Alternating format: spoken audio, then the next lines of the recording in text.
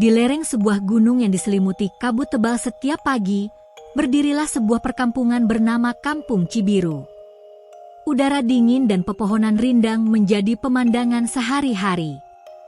Di kampung itu hiduplah seorang janda cantik bernama Reni. Usianya menginjak 28 tahun, berkulit putih bersih, rambut hitam panjang yang selalu ia ikat sederhana saat bekerja. Reni tinggal bersama dua anaknya, seorang laki-laki berusia 7 tahun dan perempuan 5 tahun, dalam sebuah gubuk kecil di ujung kampung. Reni bekerja sebagai penjual jamu keliling. Setiap pagi, sebelum matahari meninggi, ia sudah meracik rempah-rempah pilihan, kunyit, temulawak, jahe merah, hingga daun sendok yang ia petik sendiri dari kebun belakang rumah. Jamu buatan Reni terkenal ampuh menyembuhkan pegal linu, masuk angin, bahkan membantu menyuburkan kandungan. Warga kampung sangat percaya pada khasiat jamu buatannya. "Mbak Reni, jamunya mantap. Badanku jadi enteng lagi setelah minum ini," ujar para pelanggan setianya. Hari-hari Reni dilalui dengan tenang. Meski miskin, ia bahagia karena anak-anaknya tersenyum. Namun, kebahagiaan sederhana itu mulai terusik sejak seorang pendatang asing masuk ke kampung mereka. Suatu sore, saat hujan gerimis mulai turun, Reni sedang berjalan menyusuri jalan setapak di tepi hutan menuju kampung seberang. Di tangan kirinya ia menjinjing bakul berisi jamu botolan, tangan kanannya memegang payung bambu. Tiba-tiba, dari balik rimbunan pohon pisang, muncul dua orang laki-laki bertubuh kekar. Wajah mereka tertutup kain hitam, hanya mata menyala-nyala yang tampak. "Berhenti, Nona cantik," salah satu dari mereka berkata dengan suara parau. Reni terperanjat. Ia mencoba berlari, tetapi tubuh kecilnya dengan mudah ditangkap. Bakul jamunya jatuh, botol-botol kaca pecah berhamburan di tanah basah. Ia berteriak, tetapi mulutnya segera dibekap oleh tangan kasar yang bau tembakau. Reni tidak bisa melawan. Badannya yang mungil bagai boneka kain di hadapan mereka. Perampok itu merampas uang hasil jerih payahnya, hanya beberapa lembar ribuan dan kain receh. Tapi itu belum cukup. Mereka memandang Reni dengan nafsu bejat. "Cantik amat, janda seksi begini sayang kalau dilewatkan," ujar yang lain tertawa cekikikan. Reni hanya bisa terisak pasrah. Ia tutup mata, merasakan tanah basah dingin menusuk punggungnya.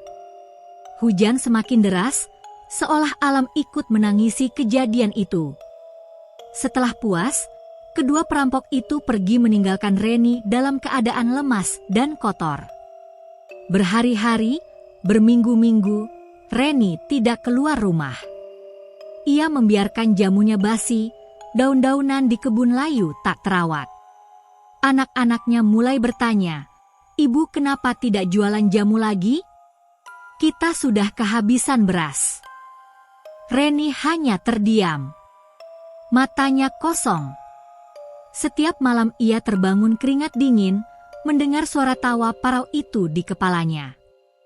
Rasa takut merayap dalam dadanya setiap kali melihat bayangan laki-laki. Ia tidak berani melangkahkan kaki melewati jalan setapak itu lagi. Warga kampung mulai bertanya-tanya, "Mbak Reni kemana ya? Biasanya lewat sini jualan jamu setiap pagi." "Iya, jamunya enak banget, badan saya jadi segar."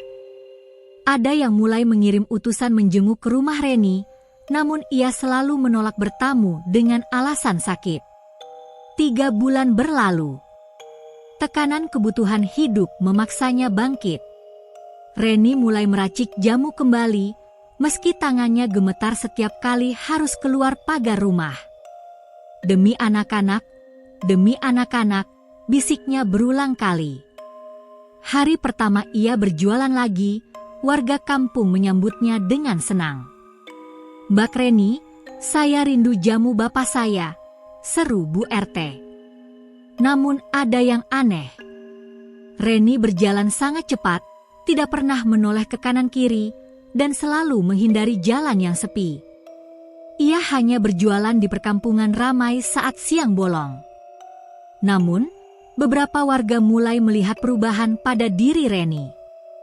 Ia terlihat kurus, pucat, dan kadang berbicara sendiri saat sedang meracik jamu. Anak-anak kecil suka menggodanya. Reni gendong botol, mukanya pucat kayak hantu. Reni tidak marah, ia hanya tersenyum kecut. Suatu sore saat hari mulai gelap, Reni nekat melewati perkebunan singkong milik Pak Karto untuk mempersingkat waktu pulang. Angin bertiup kencang, dedaunan kering berterbangan. Tiba-tiba, dari kejauhan, ia melihat seorang kakek tua duduk di atas batu besar di pinggir kebun. Kakek itu memakai kain sarung lusuh dan baju putih kusam. Wajahnya berkerut penuh tanda tanya, matanya sayu namun tajam. "Reni, kemari, nak," panggil kakek itu. Suaranya berat namun anehnya menenangkan. Reni terkejut. Ia tidak mengenal kakek ini. Belum pernah melihatnya di kampung. Namun kakinya seolah membawa ia mendekat. "Kamu mau beli jamu, kek?" tanya Reni ragu. Kakek itu tersenyum. "Bukan. Aku ingin membeli ceritamu, nak." Reni menunduk. Jantungnya berdegup kencang. Kakek itu lalu bertanya dengan lembut, "Kamu kemana saja? Baru kelihatan berjualan lagi?" Reni menjawab sekenanya, "Iya, Mbah, saya baru bisa berjualan lagi hari ini." Kakek itu menatap mata Reni dalam-dalam. "Apakah ada yang mengganggumu sebelumnya?" Reni tersentak. Belum pernah ia ceritakan pada siapapun tentang pemerkosaan itu. Tapi kakek ini seolah tahu. Air mata mulai menggenang di pelupuk mata Reni. Dengan suara terputus-putus, ia pun menceritakan semuanya. Tentang perampok, tentang tubuhnya yang dinodai, tentang ketakutannya yang tak kunjung hilang. Kakek itu menghela napas panjang. Matanya berkaca-kaca. "Anakku, penderitaanmu tidak akan berakhir jika kau terus diam.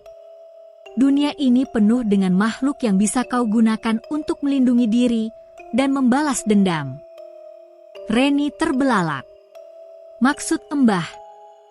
Kakek itu membuka bungkusan kain kafan putih dari balik sarungnya. Bungkusan itu kecil namun terasa berat saat ia serahkan ke tangan Reni. "Ambil ini. Benda ini akan berguna di tanganmu." Dengan heran, Reni membuka kain kafan itu. Di dalamnya terdapat sebuah keris berwarna kuningan kusam. Pada bilahnya terukir aksara Jawa kuno yang tidak bisa dibaca Reni. Namun begitu tangannya menyentuh keris itu, ia merasakan hawa dingin menjalar hingga ke tulang. "Apa ini, Mbah?" tanya Reni, suaranya bergetar. "Keris pengasih jagat. Bukan untuk menusuk, nak, tapi untuk memerintah. Keris ini bisa membuat manusia melihat hal-hal yang tidak ada. Dan ia bisa mengubah niat jahat menjadi kutukan. Untuk menjaga dirimu dari manusia jahat. Juga untuk daganganmu laris. Tapi hati-hati." Kakek itu menatap tajam. "Keris ini haus ketaatan. Semakin sering kau gunakan untuk balas dendam, semakin ia menggerogoti jiwamu." Reni ingin mengembalikan, tapi tangannya enggan melepaskan keris itu. Udara di sekitarnya terasa makin dingin. Angin berhenti. Suara jangkrik mati seketika. Kakek itu berdiri, lalu menghilang di balik kabut. Reni hanya bisa terdiam, memegang keris yang kini terasa hangat di genggamannya. Malam itu, tanpa sengaja, Reni mencoba keris tersebut. Ia letakkan di bawah bantal. Dalam tidurnya, ia bermimpi buruk. Ia melihat kedua perampok itu berdiri di hadapannya, tetapi wajah mereka membusuk, kulit mereka mengelupas, mereka berteriak kesakitan. Reni terbangun dengan jantung berdebar kencang. Namun ia merasa puas. Keesokan harinya, ia menjual jamu seperti biasa. Ajaibnya, semua botol jamu laku terjual dalam 2 jam. Orang-orang mengantre membeli jamunya, bahkan dari kampung sebelah. Jamu Reni sekarang lebih manjur, kata warga. Tapi ada yang aneh. Beberapa warga yang pernah bersikap kasar pada Reni tiba-tiba jatuh sakit tanpa sebab. Seorang laki-laki yang pernah melecehkan Reni dengan kata-kata mendadak lumpuh sebelah kaki. Seorang perempuan yang iri dan menyebar gosip tentang Reni tiba-tiba bisu selama 3 hari. Reni tahu itu karena keris. Dan ia tidak merasa bersalah. Malah senang. Perlahan, warga kampung mulai curiga. Mereka melihat Reni sering berbicara dengan tembok, tersenyum sendiri, dan botol jamunya mengeluarkan asap tipis kehijauan saat malam hari. Beberapa orang mengaku melihat bayangan wanita berambut panjang berdiri di belakang Reni saat ia meracik jamu. Ada yang mendengar suara tangisan bayi dari dalam rumah Reni di tengah malam, padahal anak-anaknya sudah lama tidur. Ada yang tidak beres dengan jamu Reni, bisik warga. Sejak ia kembali berjualan, kampung kita jadi angker. Banyak kejadian aneh. Seorang pemuda desa bernama Andi, yang keponakannya sempat dirawat karena mimisan parah setelah minum jamu Reni, mulai menyelidiki. Suatu malam, ia mengintip rumah Reni dari balik jendela. Apa yang dilihatnya membuat bulu kuduknya berdiri. Reni sedang duduk bersila di depan tungku, keris kuningan terhunus di tangannya. Ia membaca mantra-mantra pelan dalam bahasa yang tidak dikenal. Di sekelilingnya, beberapa bayangan hitam berputar-putar seperti angin puyuh kecil. Reni lalu menyelupkan keris itu ke dalam panci jamu, sambil tertawa kecil. Andi mundur perlahan. Ia langsung kabur dan memberitahu kepala desa. Keesokan harinya, 3 warga mendadak koma setelah minum jamu Reni. Mereka meracau menyebut nama seorang perempuan berambut panjang dan tangan dingin yang mencekik leher mereka. Kepala desa memanggil Reni untuk dimintai keterangan. Tapi Reni datang dengan sikap angkuh. Matanya merah, rambutnya kusut, dan di pinggangnya terselip keris itu. "Saya tidak melakukan apa-apa, Pak," ujarnya datar. Namun saat ia bicara, semua lampu di ruang balai desa berkedip-kedip dan jendela terbuka dengan keras. Seorang dukun kampung yang hadir langsung membisikkan sesuatu ke kepala desa. Itu benda pengasihan hitam. Sangat berbahaya. Ia sudah kerasukan dendam. Reni akhirnya diusir dari balai desa. Warga mulai memboikot jamunya. Namun itu tidak menghentikan Reni. Malam harinya, ia duduk di perempatan kampung, menancapkan keris ke tanah, lalu berdoa kepada sesuatu yang tak kasat mata. Seluruh kampung gelap. Tidak ada satupun lampu yang bisa menyala. Ayam-ayam mati mendadak. Sumur mengeluarkan bau anyir seperti darah. Kampung Cibiru berada dalam teror.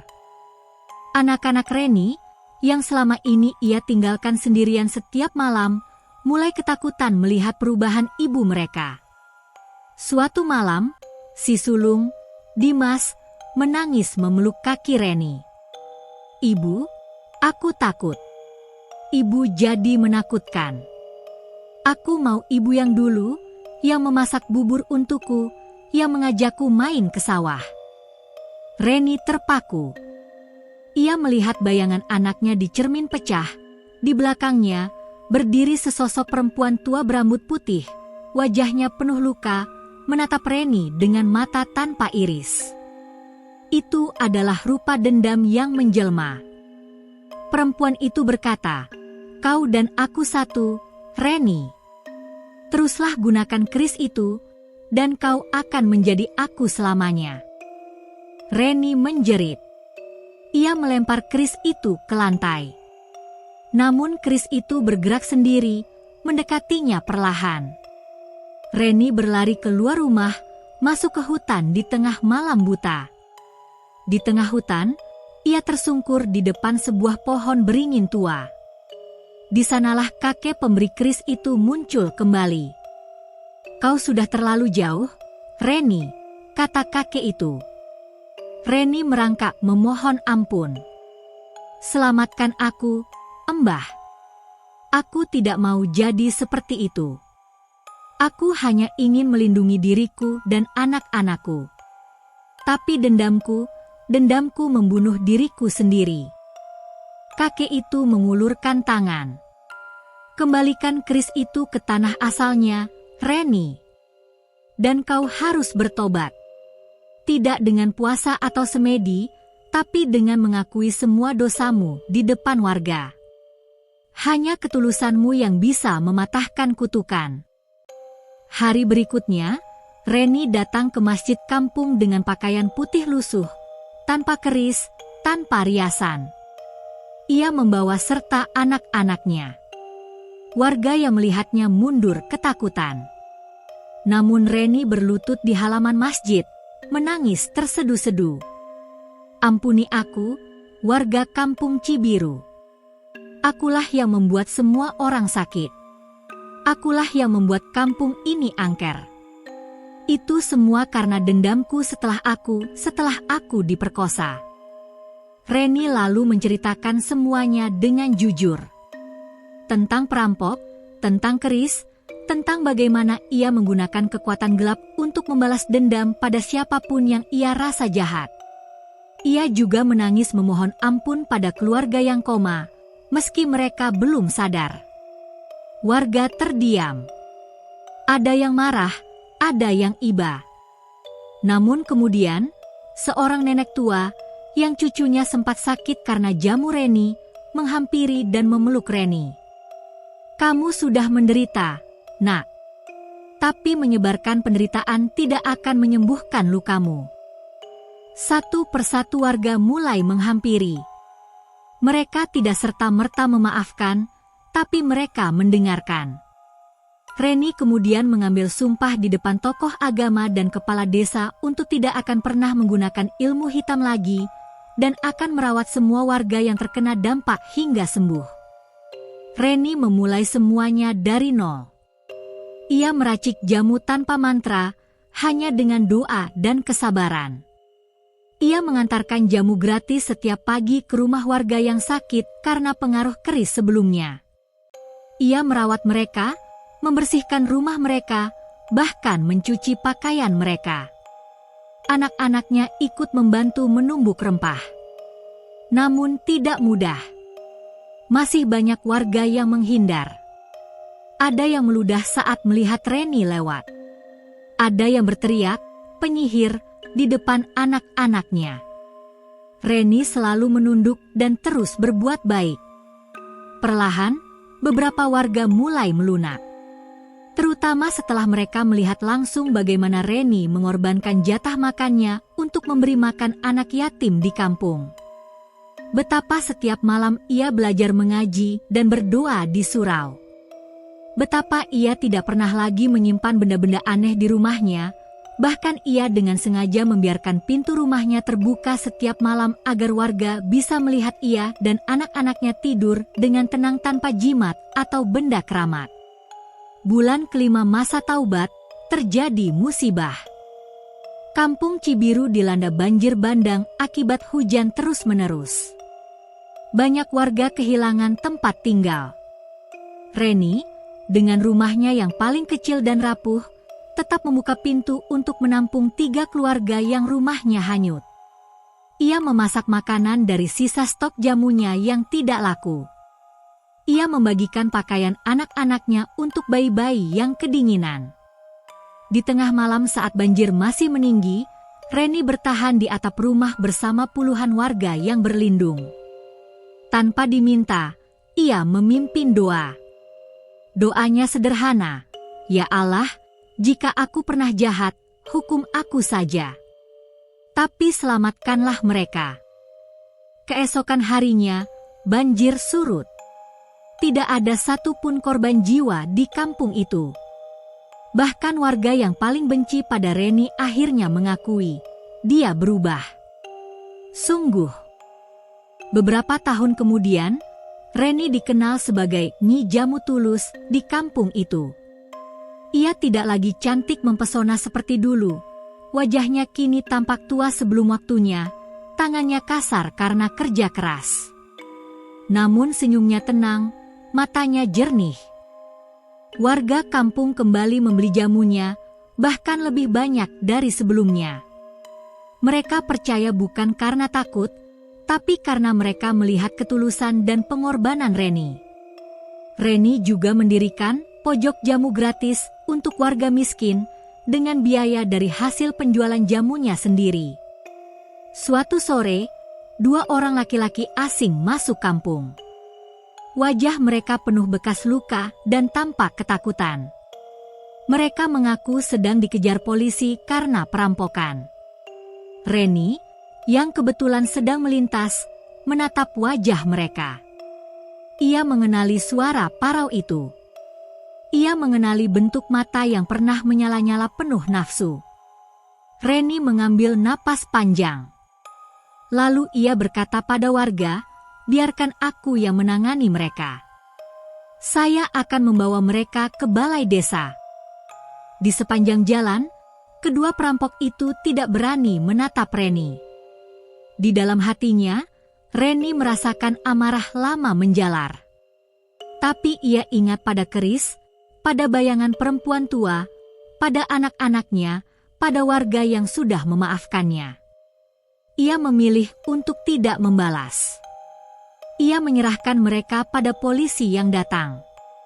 Saat ditanya apakah ia ingin menuntut, Reni hanya menjawab, "Saya sudah bebas, Pak. Biar hukum yang berbicara." Malam itu, Reni membuka lemari tuanya.